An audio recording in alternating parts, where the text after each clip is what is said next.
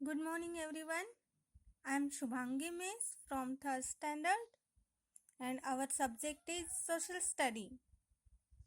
And today we are going to learn about our second lesson, globe and map. Globe and map. So yesterday we seen globe, ocean and continent. ये तीनों points हमने पढ़े थे.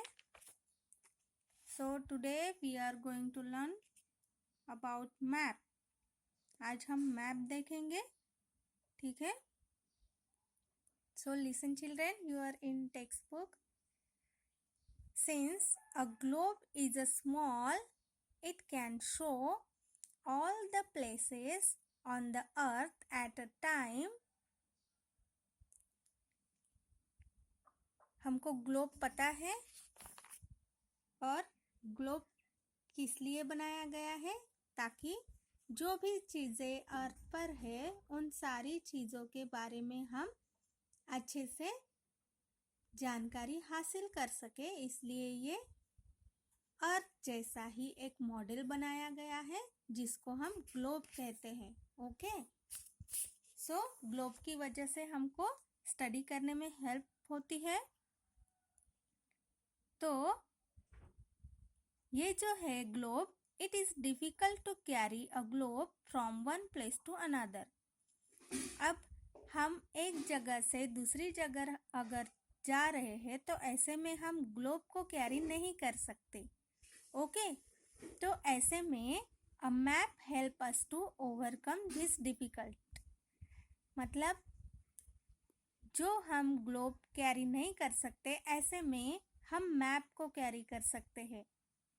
अगर हमारे पास map होगा तो हम उसको एक जगह से दूसरी जगह आसानी से ले जा सकते हैं. लेकिन वही अगर ग्लोब है तो ग्लोब को कैरी करना हमारे लिए थोड़ा सा डिफिकल्ट होगा, है ना. So a map is a drawing on a flat surface like a paper. It can be drawing of the whole surface of the earth or any part of it.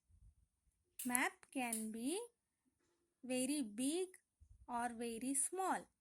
अब ये जो आपको मैप दिख रहा है, एक तो ये साइज के अनुसार होता है. हमको जितनी इसकी साइज चाहिए उतनी साइज हम बना सकते हैं और एक जगह से दूसरी जगह ले जा सकते हैं.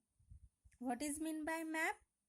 जो भी हमारे अर्थ पर है, लैंड है, वाटर है, जितने भी कॉन्टिनेंट्स बनाए गए हैं, कॉन्टिनेंट्स में जितनी भी कंट्री है, कंट्री में जितने क्या है स्टेट्स है, उन सारी चीज़ों के बारे में मैप में क्या किया गया होता है, वो सारी चीज़ें मैप में मेंशन की गई होती है.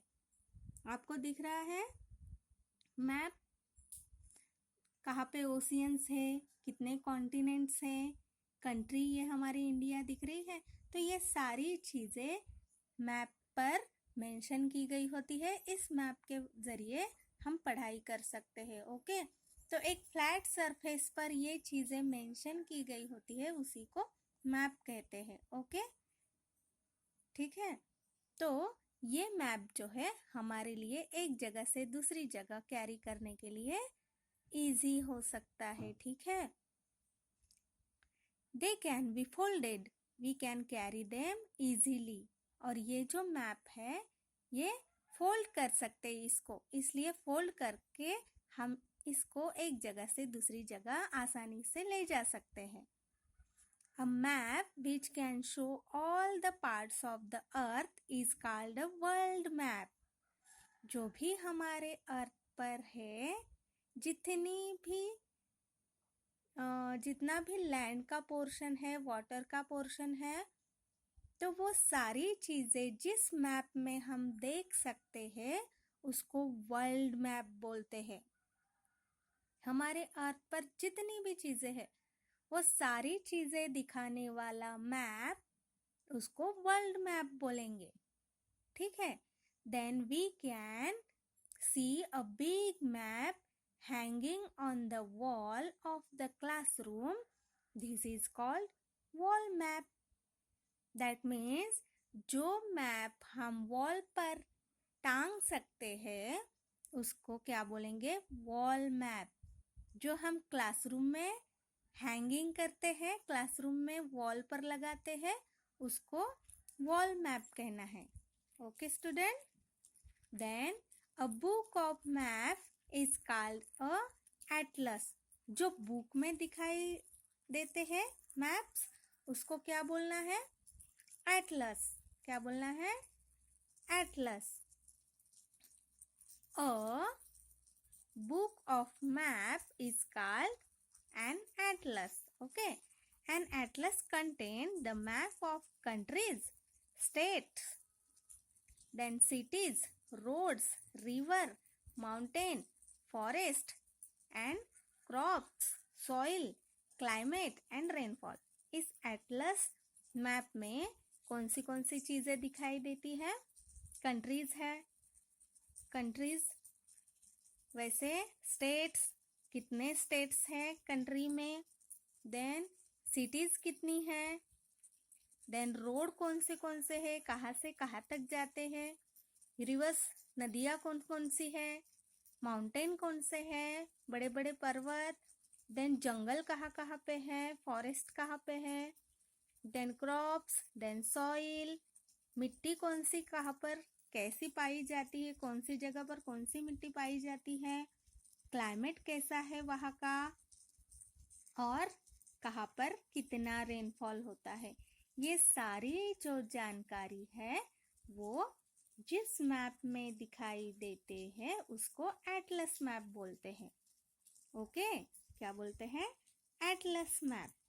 तो आप अपने बुक में क्या क्या लिखेंगे? ये पॉइंट्स लिखेंगे। A map help us to overcome this difficulty. A map is a drawing on a flat surface like a paper. ठीक है? It can be drawing of the whole surface of the earth or any part of it. Map can be very big or very small. They can be folded. We can carry them easily. Okay? यहाँ से यहाँ तक एक paragraph बनाकर लिखिएगा और उनमें से क्या करना है? वर्ल्ड मैप को अंडरलाइन करना है, वॉल मैप को अंडरलाइन करना है, एटलस को अंडरलाइन करना है।